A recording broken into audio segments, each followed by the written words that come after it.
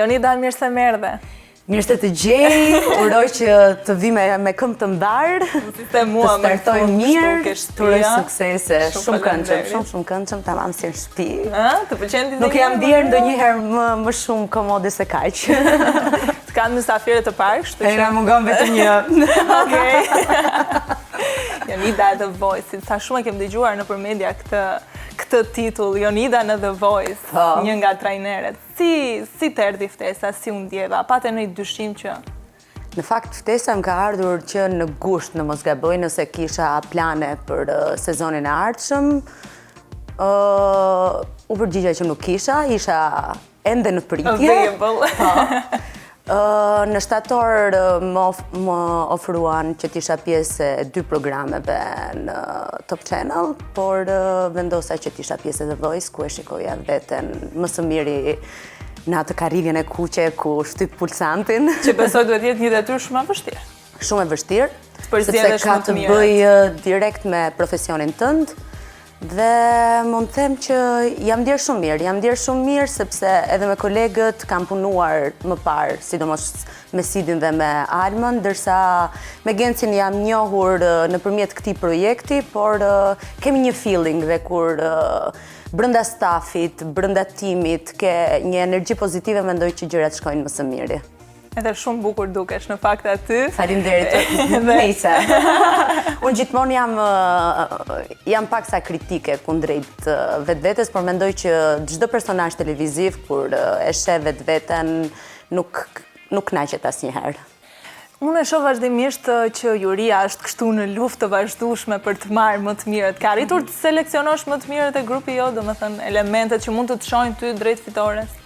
Më të mirët. Tani qëllimi im nuk është që domosdoshmërisht konkurrentët e mi ose skuadra ime duhet të jetë patjetër pjesë e vendit të parë, sepse unë kam ardhur vetë nga kompeticionet, jam rritur nëpër festivale, jam mësuar që edhe jo të dështoj, por edhe mos fitoj, por edhe të jem fituese.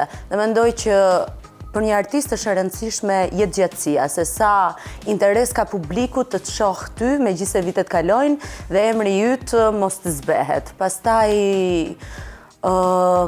konkurrentët. Unë mendoj që The Voice-it i kanë shkuar për shtat gjithë një zërat e mdhenj, por mendoj që në këtë kohë moderne ku muzika ka evoluar jashtëzakonisht shumë, i mungojnë karakteret, stili. Mjafton një zë i vogël, por mendoj që pikërisht to zërat e veçantë mund të të bëjnë shumë për vete dhe mund të memorizohen fare mirë tek publiku. Si e ndjerë, sepse ti ke provuar edhe të bësh prezantuesen, ti ke prezantuar Dancing with the Stars. Nuk është eksperiencë? Apo ndjesh ndoshta më mirë ke kjo karrigja e kuqe që... Sigurisht që ndje më mirë. Janë terrenin tënd. Aty mund të them që provova veten, dhe pse jo e pranova me kënaqësi në Korekord 4 ditë para se të dilnim në transmetim. Me të vërtetë që nuk e kisha menduar që ishte një peshë aq e madhe të mbaje live një emision prej 3 orësh, ndërkohë që nuk kisha absolutisht asnjë eksperiencë të tillë, por ishte një eksperiencë shumë e bukur, por në të njëjtën kohë shumë e lodhshme psikologjikisht. Shumë e lodhshme. Nuk do tentoja ta bëja më, sepse jam me këmbë tokë, e di që nuk mund ta bëj në mënyrën më të mirë të mundshme, ashtu sikurse mund të bëj këtë që po bëj tani, apo ashtu sikurse mund të këndoj. Unë nuk e di si e ndjer ti, po mua më ka pëlqyer si prezantues. Vërtet, faleminderit që di.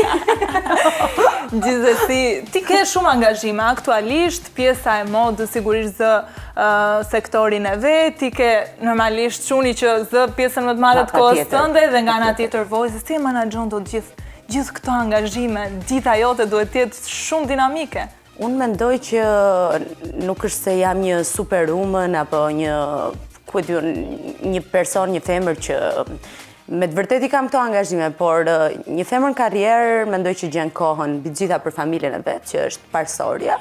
Pastaj sigurisht, nëse nuk do të ndihesha e mbushur nga kjo pjesë, do mundohesha ta noja do degëzohesha në gjëra tjera, por fatmirësisht e kam gjetur veten edhe në profesion, edhe në biznesin që kam krijuar, që deri diku më stimulon me këtë pjesën e fashionit, edhe unë që e shfrytëzoj maksimalisht imazhin tim. Kur gjërat bëhen me pasion, me dëshirë, e gjen kohën. Mjafton që ti duash fort. Unë tani u gëzova jashtë masës, se mora vesh që kam këtë live ekskluziv, ti do të hapësh një fashion blog? Po, së shpejti, ti e ke ekskluzive, sigurisht nuk e kam për publike. U bëra pjesë e rrjetit social Instagram, sepse Facebook nuk kam patur, kam një fanpage që e administroj deri diku, ose më administrojnë. Ndërsa në Instagram fal një insistimit të një mikeshës time që mendonte që do t'ishte shumë i suksesshëm, madje në fillim e mora me aq dhe mbelizëm sa fotot ja dërgoja asaj dhe ajo i postonte megjithëse dinte passwordin. Pastaj në momentin që pash që njerëzit kishin interes, më shkruanin vazhdimisht, numri fansave u rrit çdo muaj më shumë. Instagram ke bashkë gati 300.000 kanë përshtypjen. Jo, 200. Po ja afrohemi asaj shifre. Kam parë edhe që postojnë shumë faqe të ndryshme të Instagramit, faqe goxha prestigjioze, postojnë fotot e tua. Po, edhe unë jam befasuar dhe si pasojë e kësaj vendosëm që të krijonim një staf.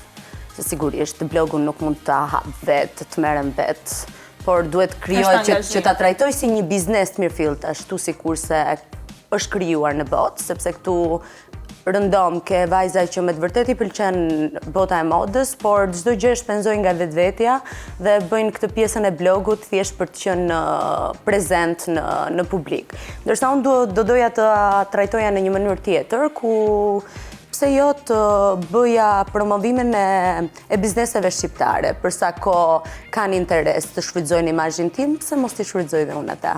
Po do të ketë një emër blogu, sa unë nuk ja them fare nga kjo punë, kështu që do të ketë një emër. Po, kemi menduar shumë gjatë, në duhet ta quanim Jonida Maliqi, me qënëse njerëzit njohin me këtë emër prej vitesh. Më lindi ideja, familjarët e mi, kur kam qenë e vogël, më thrisnin me përkëdheli Jonka. Dhe mua më pëlqen shumë. Sa herë më thrasin do njerë Jonka, me njerë qelem, ose reagoj si fëmin. Do t'a quaj Jonka's Blog. Sa e mëri bukur, shumë përzidhe bukur. Sepse atje do të kemi krahas modës, do t'a lidhe dhe do kemi një dritare ku do promovojmë edhe artin shqiptar, që do të thot ekspozitat.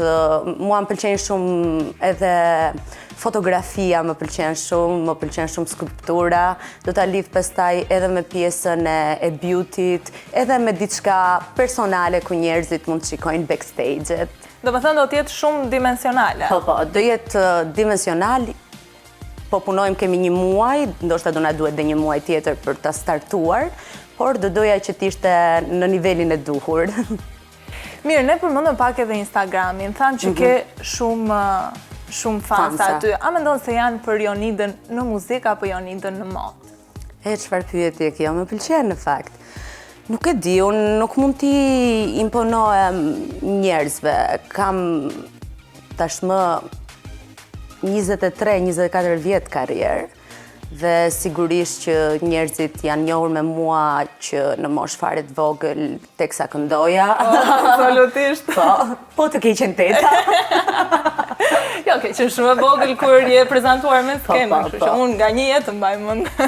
Pastaj, sigurisht që pasionin tim e vazhdova duke u shkolluar, mbarova Akademinë e Arteve për kanto, krahas kësaj pjesa e modës gjithmonë më ka favorizuar, edhe atëherë kur deri diku ishin tabu, ndryshimet në look, por mendoj që njerëzit në këtë mini reviste quaj unë Instagramin, sepse ti atje shfaq diçka nga vetvetja jote, diçka nga lifestyle-i, diçka edhe nga fashion, por ndoshta nga kënga nuk është se promovoj gjërat e mia, por nuk pretendoj që njerëzit kanë YouTube-in për të më ndjekur, apo kanë stacionet e ndryshme televizive.